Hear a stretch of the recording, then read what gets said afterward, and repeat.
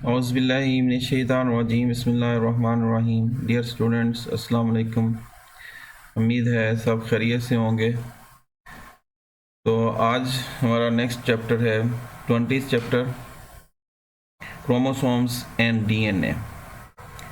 तो according to smart syllabus ये start वाला इंट्रोडक्शन नहीं है, टाइप्स ऑफ क्रोमोसोम्स हैं, फिर आगे हम चलेंगे, लेकिन इसमें थोड़ा सा तारुफ होना ज़रूरी है। मैं इसको एक दफ़ा इसको मोटा मोटा बता देता हूँ कि क्रोमोसोम जो है थ्रेड लाइक स्ट्रक्चर्स ऑलरेडी आपको पता है, और ये न्यूक्लियस के अंदर मौजूद होते हैं और सेल डिवीज़न के दौरान अपीयर होते हैं। नॉन सेल डिवीज़न के दौरान में ये न्यूक्लियस के अंदर बंद होते हैं, इसलिए इतने वाज़ेह नहीं होते हैं। तो फर्स्ट इनको ऑब्जर्व किया था जर्मन एम्ब्रियोलॉजिस्ट वाल्टर फ्लेमिंग ने 1882 में, और ये एक्चुअली स्टडी कर रहा था स्लेमेंडर लार्वा को। ये एम्फीबियन है, ये छिपकली की तरह, लेकिन इनकी गर्दन नहीं होती, ये एक्वेटिक होते हैं।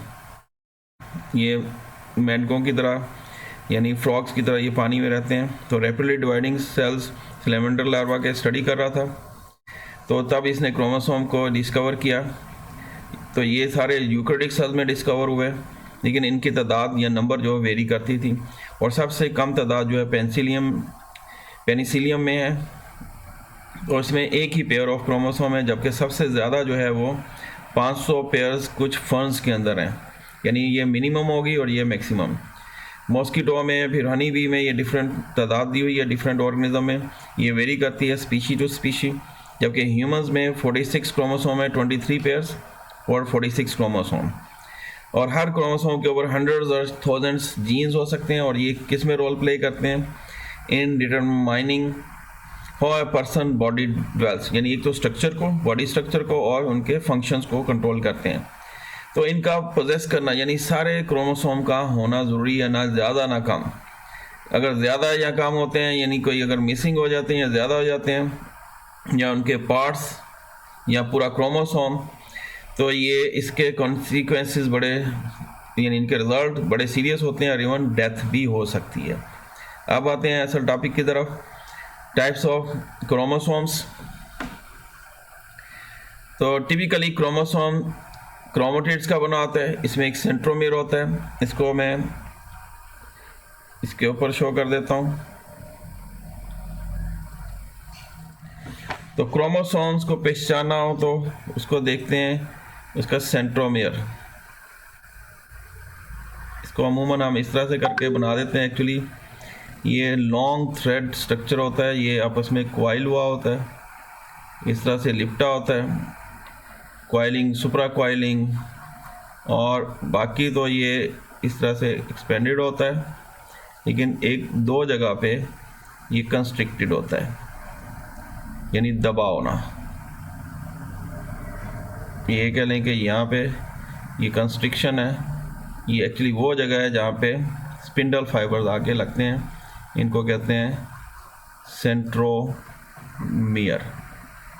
ऑलरेडी आपको पता है। दूसरी कोई भी जगह पे ये दबा हो सकता है, यहाँ पे कह लेंगे यहाँ पे कंस्ट्रिक्शन है एक, और ये सेकेंडरी कंस्ट्रिक्शन कहलाती है, सेकेंडरी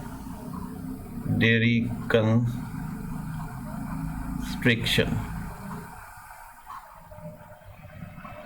जो सेंट्रोमियर है ये प्राइमरी कंस्ट्रिक्शन कहलाती है। प्राइमरी कंस्ट्रिक्शन, कंस्ट्रिक्ट होना, दबाव होना, यानी दो जगह पे दबाव होता है क्रोमोसोम पे, मोस्टली एक सेंट्रोमियर और दूसरा किसी भी जगह पे। ये भी क्रोमोसोम है, लेकिन ये वन क्रोमाटिड पर मुश्तमिल है, वन क्रोमाटिड। लेकिन जब ये लेंथ वाइज डिवाइड हो जाता है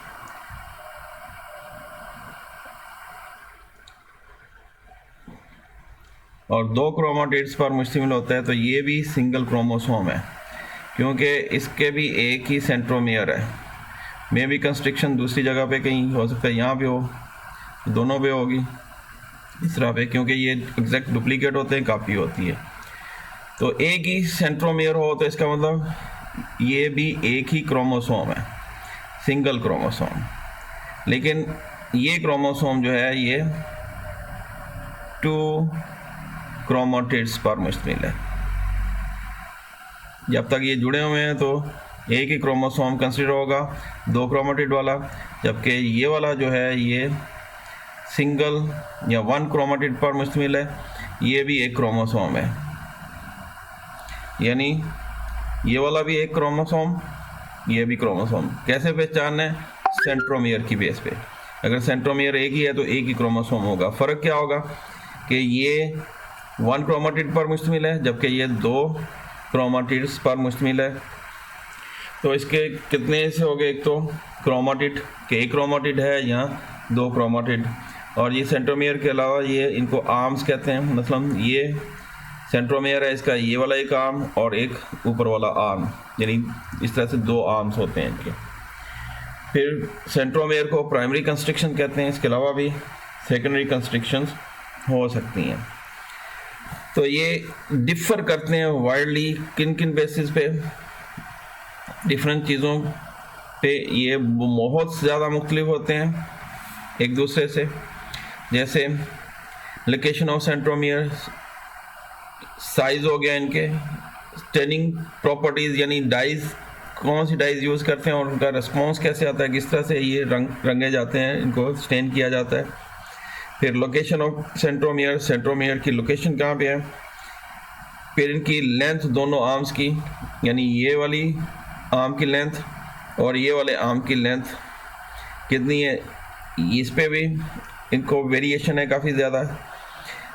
and the position of constricted region along the arm, फिर पोजीशन क्या है, दूसरा कंस्ट्रिक्शन कहाँ पे है, जैसे यहाँ पे सेकेंडरी रीजन बिल्कुल क्लोज है टिप के या अवे है, ये सारी इनके डिफरेंसेस काज करती हैं।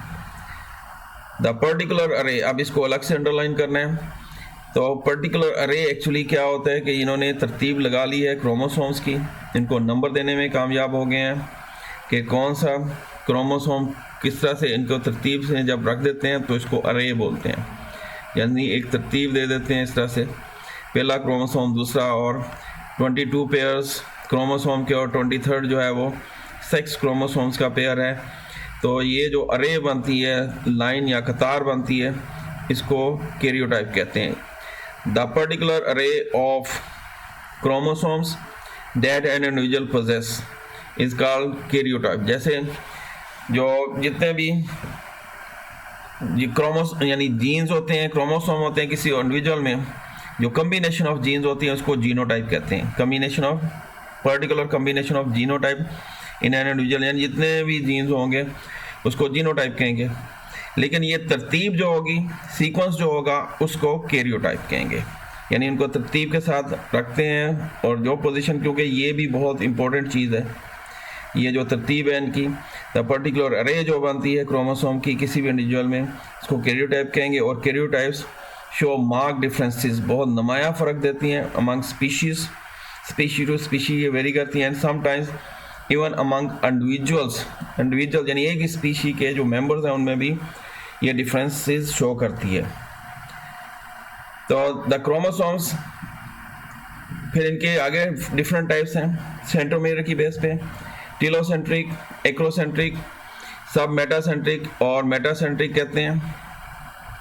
तो ये अलग से टाइप्स हैं, यानी अगर बिल्कुल टिप के ऊपर है तो इसको टीलोसेंट्रिक कहते हैं, यानी टिप के ऊपर, लेकिन टिप से थोड़ा अवे है तो इसको एक्रोसेंट्रिक कहते हैं। लेकिन थोड़ा सा और है, लेकिन सेंटर में नहीं है, थोड़ा सा टिप से अवे है लेकिन सेंटर में नहीं है, तो इसको सब मेटासेंट्रिक कहते हैं। तो इसके बाद अगर बिल्कुल सेंटर में है तो इसको मेटासेंट्रिक कहते हैं। तो इस तरह से जो शेप बनती है इनकी, आई, जे और वी, ये आई बनाएंगे, आई ये जे बन रहा है और इसको वी कहेंगे। इसको मैं एक दफ़ा आपको नोटपैड पे बता देता हूँ।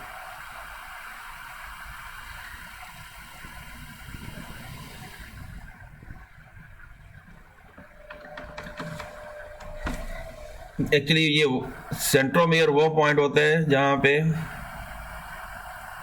आगे स्पिंडल फाइबर जुड़ते हैं ड्यूरिंग सेल डिवीज़न। तो ये जो है ये टेलोसेंट्रिक या टीलोसेंट्रिक जिस तरह अच्छा लगे बोल दें, टेलो या टिलो सेंट्रिक, क्योंकि मैंने दोनों की तरह के सुने हुए हैं, ब्रिटिशर को भी सुना हुआ है, अमेरिकन को भी, ये आपस में लड़ते रहते हैं बस। टेलो सेंट्रिक तो इस जगह पे बिल्कुल किनारे पे, लेकिन अगर किनारे से थोड़ा हट के है, यहाँ पे सेंट्रोमेयर है, तब इसको एक्रोसेंट्रिक कहते हैं, एक्रोसेंट्रिक।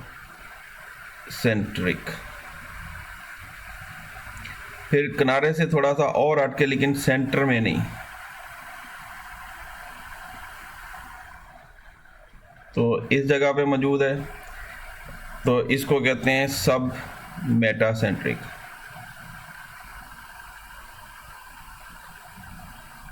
सेंट्रिक।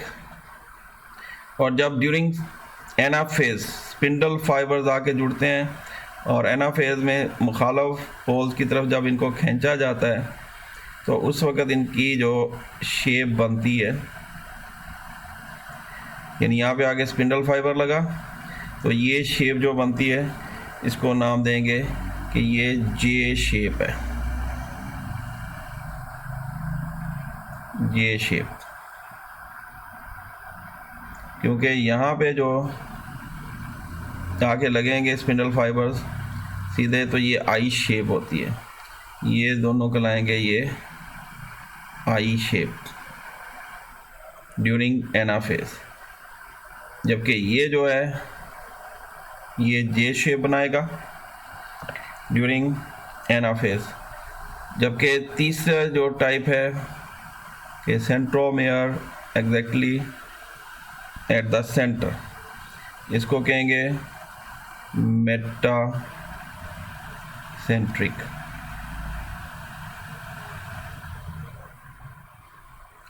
और ड्यूरिंग एनाफेज, क्योंकि ये दोनों तरफ बराबर होता है इस तरह से, और यहाँ पे स्पिंडल फाइबर आके लग रहा है और इसकी शक्ल इस तरह से हो जाती है, तो इसको कहेंगे ये उल्टा वी कह लें, लेकिन ये वी शेप कहलाएगा। तो 3 टाइप्स ये हो गई,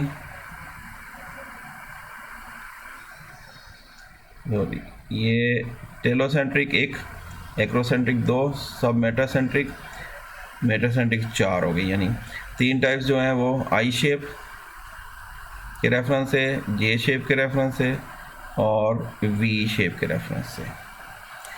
यहाँ तक ये हमारे टाइप्स ऑफ क्रोमोसोम्स कंप्लीट हो गई। तो नेक्स्ट टॉपिक तक के लिए अल्लाह हाफिज़।